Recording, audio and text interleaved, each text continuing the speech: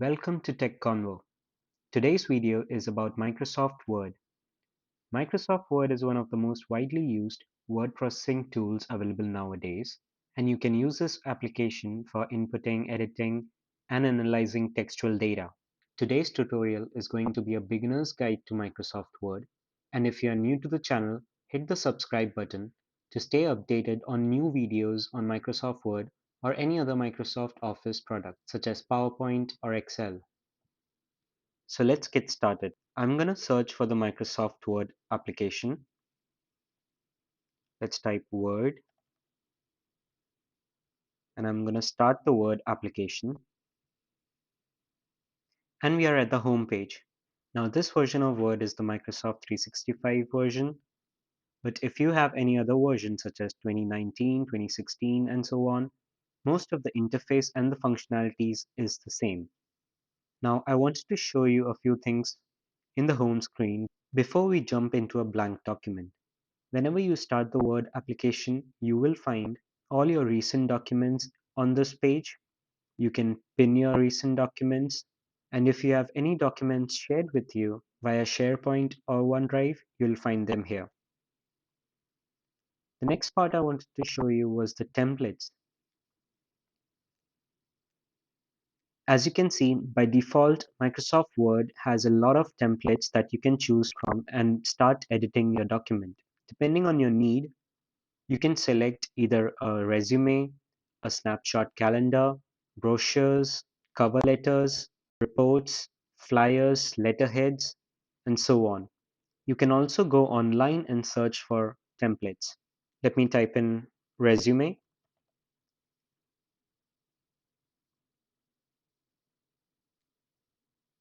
and you'll find hundreds of resume templates that you can use. I find this to be a really helpful feature of Word, and you don't have to start from scratch. Now I'll go back and click on a blank document, and I've started a new Word document. Now let's explore some of the features of Word. Over at the top, you'll see many tabs: the Home tab, Insert, Draw, Design, Layout, Reference, and so on. Each tab will have ribbons, and each ribbons will be further broken down into groups. And each group contains a set of options or features that you can use while building out your Word document. In the middle part of the document, you'll find the page. This is where you input text. And down at the bottom right corner, you'll find a slider which you can use to zoom in or zoom out according to your needs or visibility. And over at the bottom left corner, you'll find the page numbers or the number of words in your document.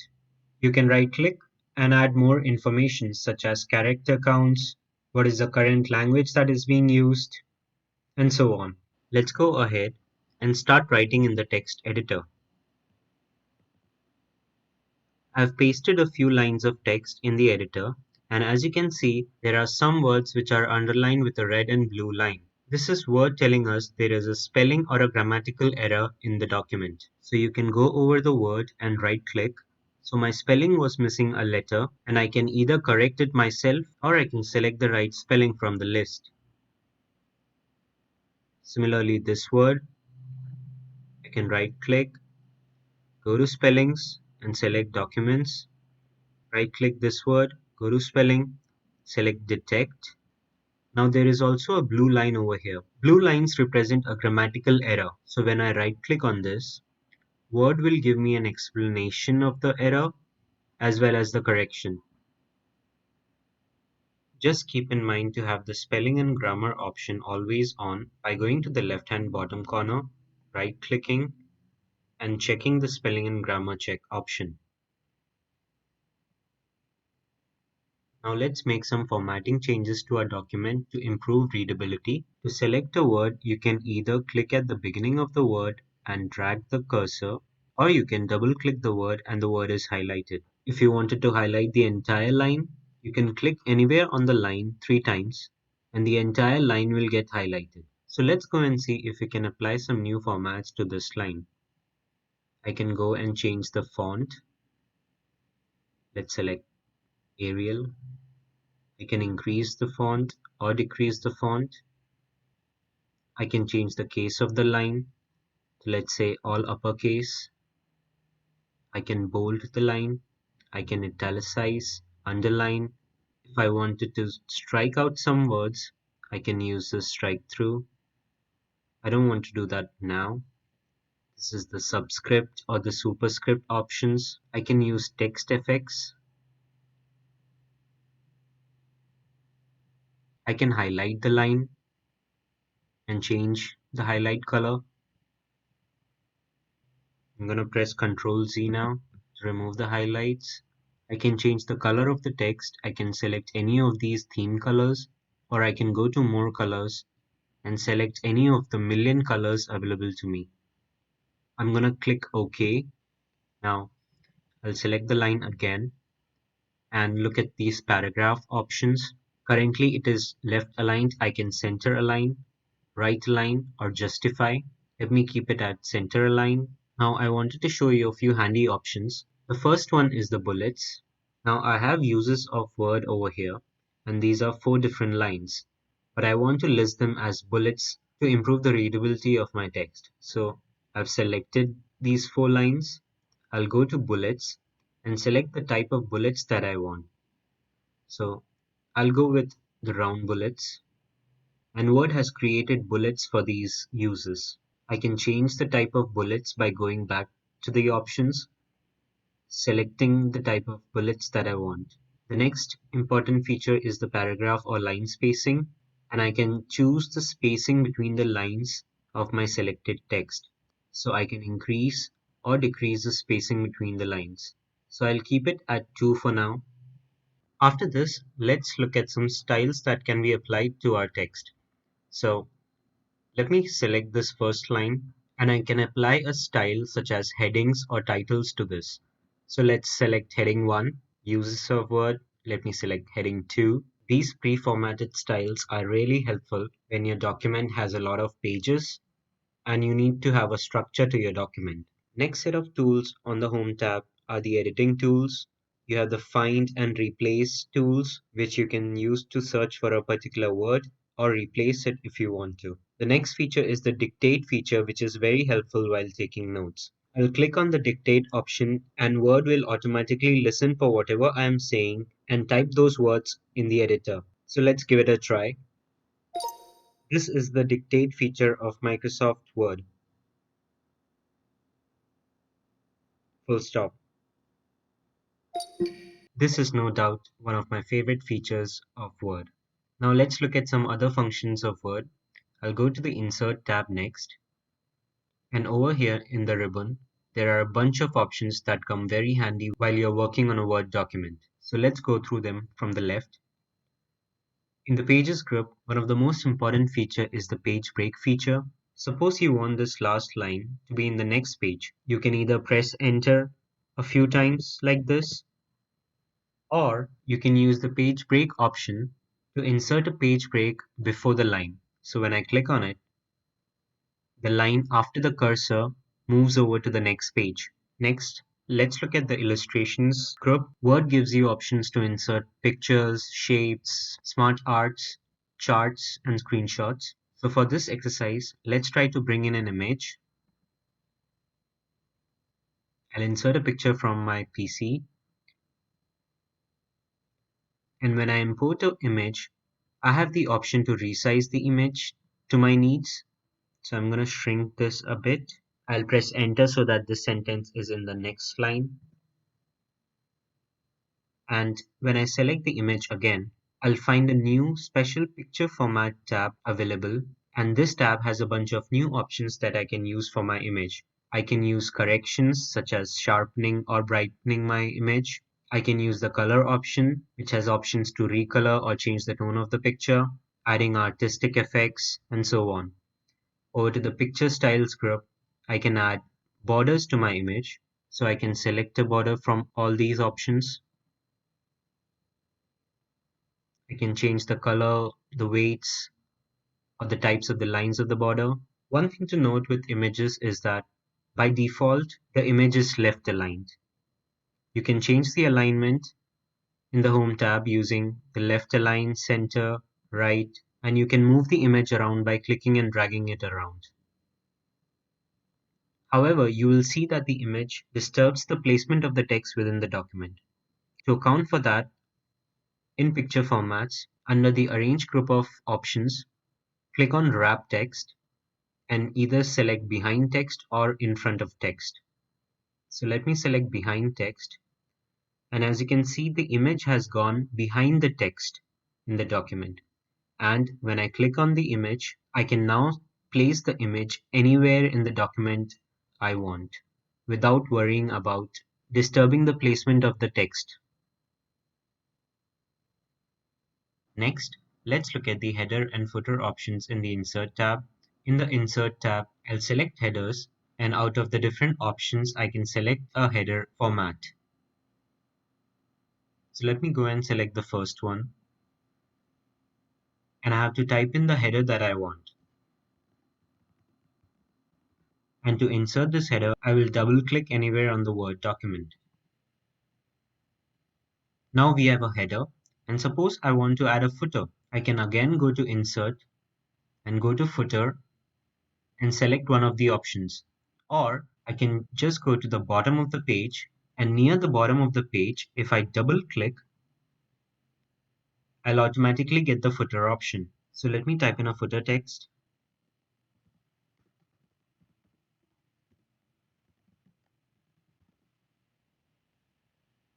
and I'll double click anywhere on the Word document, and I have my footer. And these headers and footers will be applied to my entire document. So if I'll add a blank page, all my subsequent pages will have a header and a footer. Now the last thing is the page number. So again, I'll go to Insert, click on Page Number, and I can select where I want to place my page number. I can place the page number on the top of the page, the bottom of the page, or at the page margins. So let's say I want to keep it at the page margin, and let's go with vertical right. Now I have a page number on the right side of my page in a vertical format. I can always change the format of these page numbers as per my needs. So each page in my document has a header, a footer, and a page number. Next, let me quickly show you the Draw option. The Draw tab is particularly useful when you have a touchscreen device because it's easier to use these drawing tools such as the pencils, the markers, with a touchscreen device rather than the mouse. The next one is the Design tab. Over here, you can choose the themes of your document. You can select a theme and your document will change accordingly. You can select the document formatting and the document will change accordingly. You can select the color of your document. You can change the font. You can select the paragraph spacing again. There is an option to add watermark to your document, which comes in pretty handy if you want to share this document with someone else. And you can also add watermarks such as confidential, do not copy, drafts, samples, urgents, etc. Moving on, you have the option to change the page colors according to your needs. You can add page borders. You can set the style of the borders. You can change the color of the borders. You can change the width of the borders. And you can use the preview to select which side of the page you want the borders to be by clicking on the diagram below. And you can choose whether to apply the border to the whole document or just a few pages. The next tab is the Layout tab. In the Layout tab, you can arrange how your page looks like. You can adjust the margins, you can keep it normal, you can narrow the margins or apply custom margins. You can also play with the margins on the page itself. On top you have a ruler, and to use that you can select your text and move the ruler to the left or to the right as per your needs.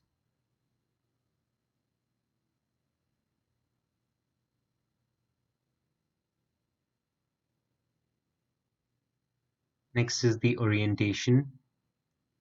Currently the page is set up in a portrait mode. You can change that to a landscape mode if you want to. You can choose a page size, a letter format, legal, A4, exec, A5, depending on your needs. You can have columns in your document.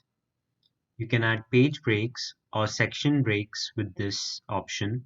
Suppose you want to add a page break after this sentence. So you can add a page break and that ensures that the sentence is moved on to the next page. I'm just going to press Ctrl Z for now. And the next set of options is the indenting and the spacing. Depending on your needs, you can move around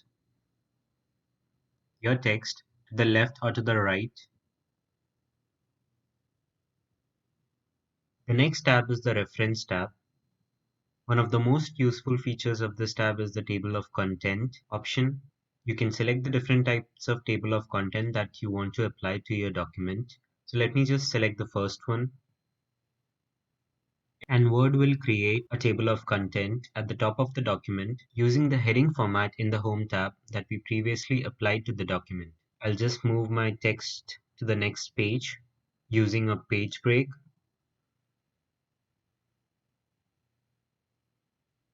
And if I go back to the contents, I'll click on the table of contents and click Update Table. I can update the page number only or update the entire table. For now, I'll just update the page number. And it's updated to reflect the correct page number. The next important tab is the Review tab. This tab has useful proofing features such as the thesaurus, the word counts. I find the thesaurus to be a particularly useful feature when working on Word documents. Suppose I need to replace a word in my document with a word that is similar in meaning.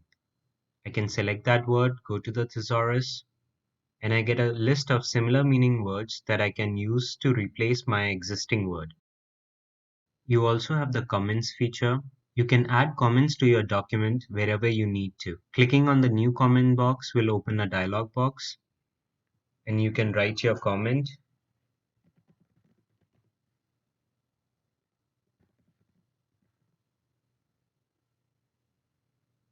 And whoever is reading your document will know that you have made a comment in this sentence. Later on, you can delete your comment one by one or all comments at once. The next feature is the track changes feature, which is very helpful when you're working on multiple versions and collaborating with different people. How this feature works is you turn on the track changes, and after that, whatever changes that you make will be tracked by Word. So let's say I add a few text at the end.